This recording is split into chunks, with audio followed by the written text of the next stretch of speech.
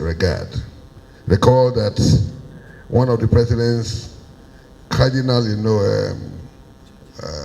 campaign points, which is agenda number 4, was to unlock, or is to unlock the natural resources of our great country for our national economic prosperity. So pursuant thereto, as ministers in the Ministry of Petroleum, we were asked to, first of all, increase production, ensure that we meet our OPEC quota. Our OPEC quota for the year 2024 is 1.5 million barrels per day. Last year, our OPEC quota was 1.78 million barrels per day. And the reason why our OPEC quota was reduced to 1.5 million barrels per day was because we were unable to meet the production of 1.7 million barrels a day. So when we met at OPEC to determine the quota for 2024, they said the previous government signed that whatever we produce as of November 2023 will form a quota for the year 2024. And so we're helpless. As at that time, we're producing less than 1.5 million barrels. At the time we took hold of office, we were assigned into the Ministry of Petroleum. We were doing about 1 million barrels per day. But as today, I'm proud to announce to you that we're doing approximately 1.7 million barrels per day. This is inclusive of condensate. There is a difference between crude and condensate. But even for crude alone, we are doing approximately 1.5. But condensate is even higher grade of crude that even sells higher in terms of price than the crude that people popularly, talk about.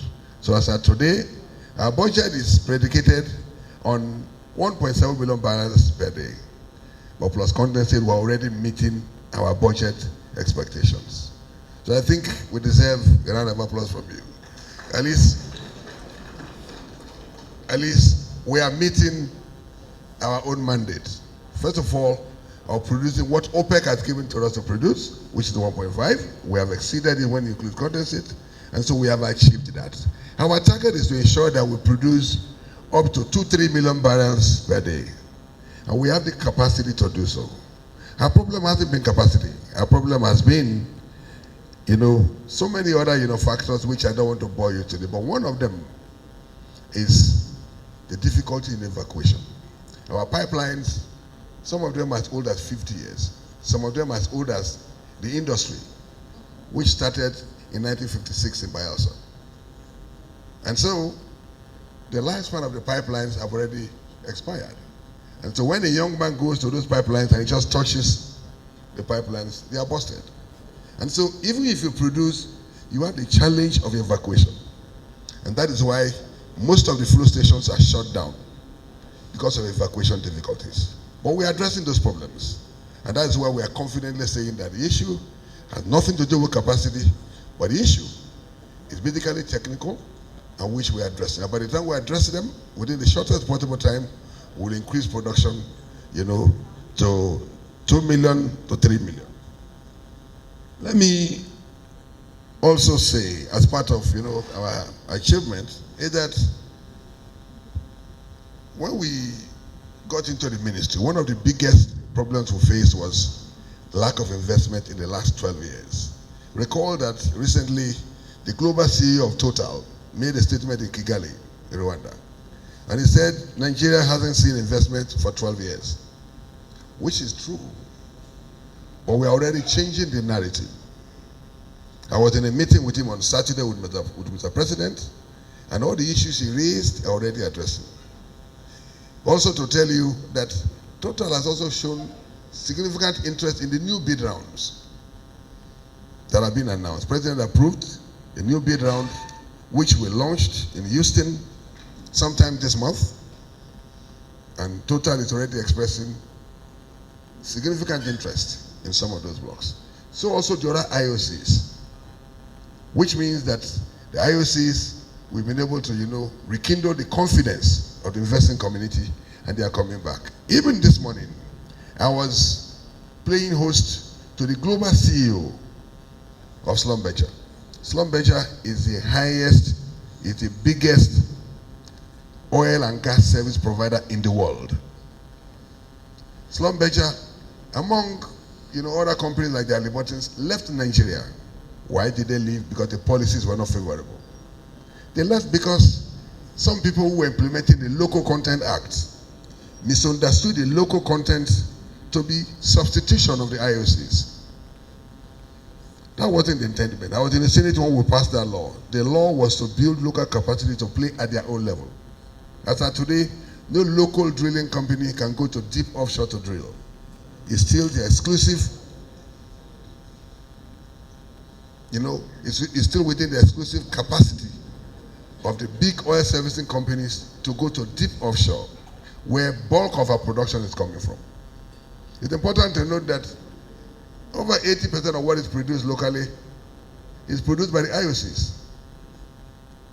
And the IOCs themselves have pledged that they are not leaving Nigeria, but they are trying to leave onshore and shallow waters to go to deep offshore, which is beyond our own capacity at the moment.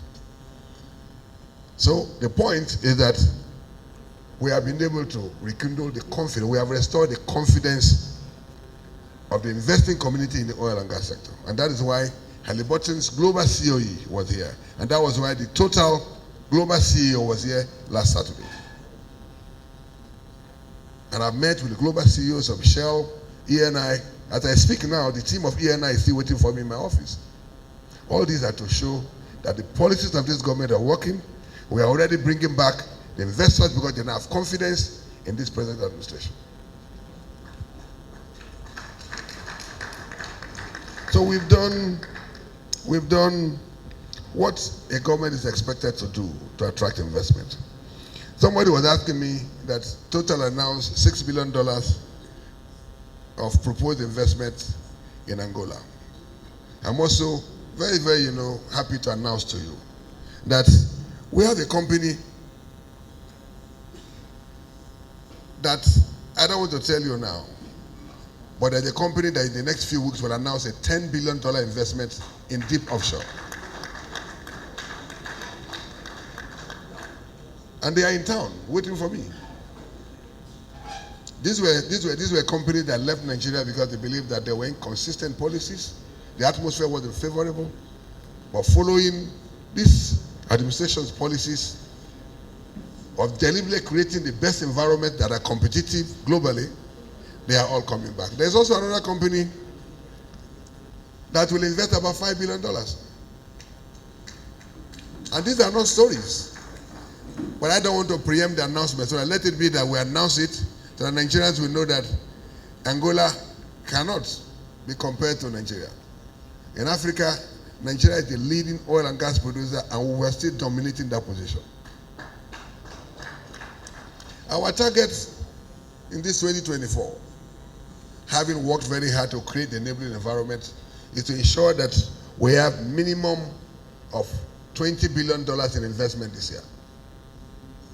The only way you can sustain increase in production and generate money that government needs to finance our economic problems, our economic programs, is the oil and gas sector. The quickest way to our economic prosperity is the oil and gas sector. Every country that has oil prioritizes investment in oil. And Nigeria can never be an exception. So what we are doing is to see how we can create that investing opportunity for companies to come and invest. The way the oil and gas sector works is this. If you have an oil block and you do not sustain your drilling program, it's just like somebody who has dug a well, had to keep fishing, the thing will keep going down. This morning I was with a company, and that company alone is saying that they are happy that Schlumberger is back to town, and they have a drilling program of drilling 100 wells.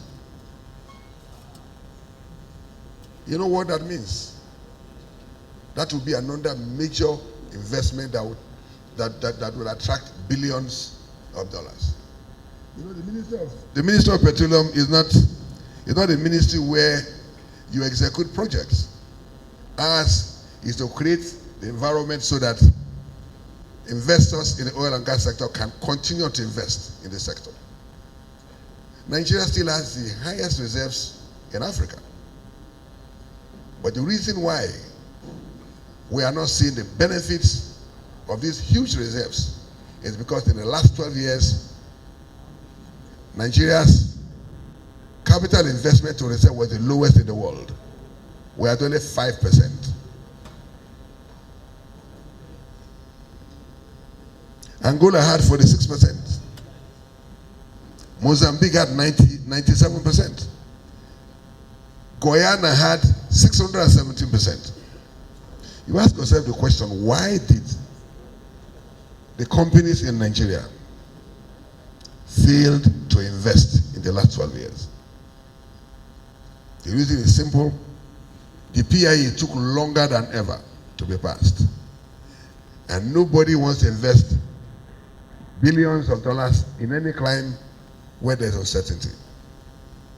Now we have told them that the PIA is now passed. We have a stable governance structure.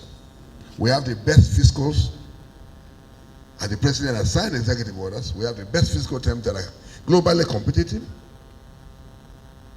And we are saying that you have a long history with Nigeria. So come back to Nigeria and invest. And that is why those who want to invest the $10 billion is an old IOC. Those who want to invest the $5 billion is an old IOC. There are also other smaller companies that are coming in. One is in fact proposing to invest $1.6 billion, and I brought NNPC together with them. That is the mandate of the Minister of Petroleum Resources. Our own target is that by the end of the year, we'll have increased production through our sustained investment campaign to at least 2 million to 2.5 million barrels. So that OPEC will be forced to beg us and say, look, slow down. Instead of me going to beg OPEC to, to sustain our meager, OPEC quota. Last year, I practically was begging OPEC. I had to travel to the president of OPEC, who was minister in Equatorial Guinea. I had to go to Saudi ahead just to lobby, because if they wanted to follow what the previous government had agreed, our quota would have been 1.2 million barrels. But I'm happy that at least we are meeting our OPEC quota, and we are making all the decisions we need to make to ensure that we surpass this OPEC, quota. I will not bore you, with too many other issues, but let me also, say that one of the reasons why the investing community is coming back is because, as a policy, we decided to eliminate all the bottlenecks. The bureaucracy in the system has been completely eliminated. You will agree with me that some companies will apply to renew licenses, and it will take 1 year to renew a license. Because somebody has to know somebody who knows the minister. But since I came, all that has been eliminated. You don't need to know me before I sign the extension. And I've also told the world that you don't also need to know me before I cancel your own. We must set uniform standards. Just like I don't expect you to come to my office for me to sign your license. If you do not perform according to the terms of your license, we also cancel it. Let us give it to those who have proven capacity, both technical and financially, to explore these oil wells. The biggest challenge we have is that we have thousands of idle oil wells that are not exploited. I give one example. There is one oil block between Rivers and then Akwa Ibom. That oil block has 117 oil wells, but only 10 are producing.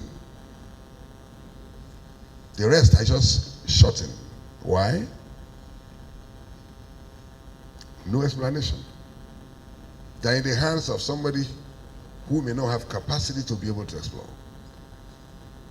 It's just like you have a tenant in a house. You must get a court order before you eject him. We cannot forcefully go in and put new people. So what we have done is to put framework in place to say, look, the PIA gives us authority to say, if you are given license, you have conditions attached to it. If you are not meeting those conditions, we can farm them out and give it to people who have the capacity to be able to produce them. Unless you bring out the crude oil deposit in the soil, there's no economic value. And the good news is that from the projections we have, oil price will still be stable in the next 4 or 5 years. It will hover between $80 to $90. This is the best time. Nigeria didn't make money when every other country made money. Following the Ukraine-Russia war, oil price came up. Every country, Aramco declared over $200 billion in profit.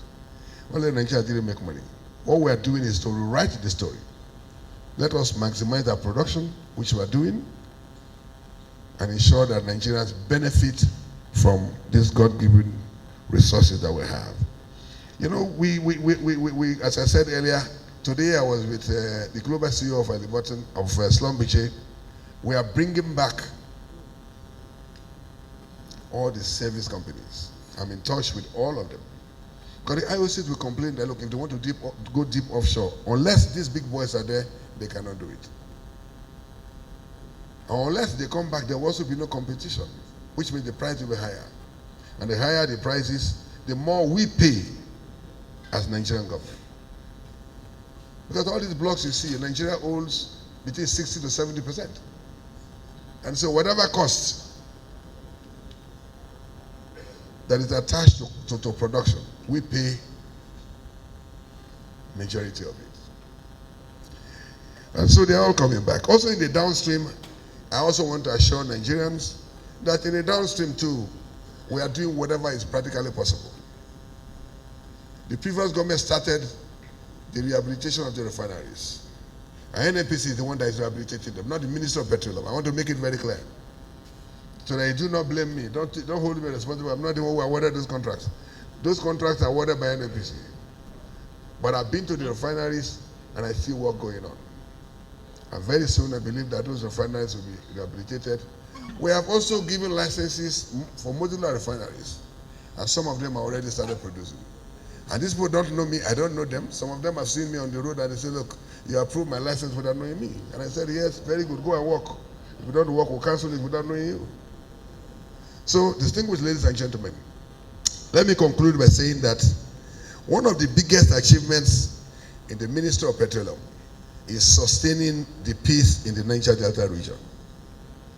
Without sustainability of that peace, the oil and gas companies cannot operate. I'll give you an example. When I was minister in the Ministry of Agriculture in 2015, some of you may be aware of these Avengers. Avengers came and then, caused some havoc. And production came down to below 1 million barrels. And so Nigeria went into a recession. What did we do? We had to engage stakeholders in the Niger Delta to give peace a chance. And production went up to 2 million barrels. So without peace, all the policies we are talking about, all the efforts we are making will be a mirage. And so one of the biggest achievements is engaging the relevant stakeholders in the Niger Delta region to sustain the peace so that oil and gas companies can return and invest so that we can generate the money for the benefit of Nigerians.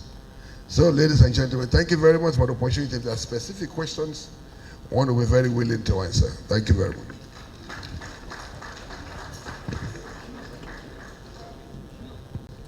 If we do not have crude enough to supply, then go to the refinery, and the refineries we are rehabilitating together with the modular refinery, they have to get feedstock from somewhere.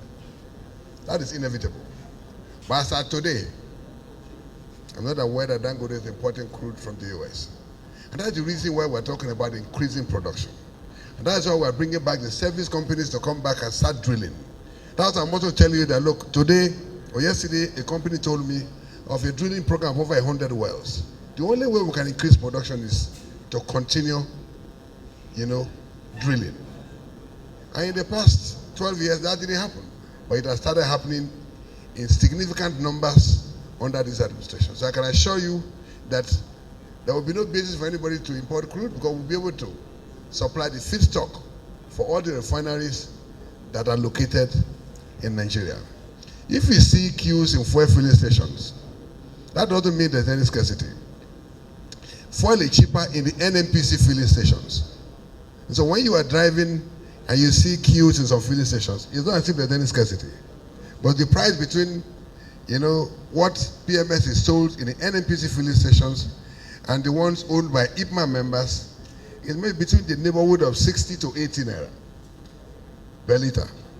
And so some people may prefer to go and queue under the NNPC filling stations to buy at a cheaper rate. That doesn't mean there's any fuel scarcity.